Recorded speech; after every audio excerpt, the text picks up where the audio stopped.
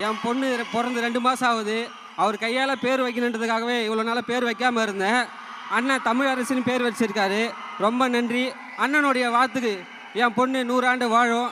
அதே மாதிரி அண்ணன் அடுத்து 2026ல் தமிழக முதல்வராக பொறுப்பை ஏற்பார். அது கடுமையாக நம்ம உழைக்க வேண்டும். நன்றி.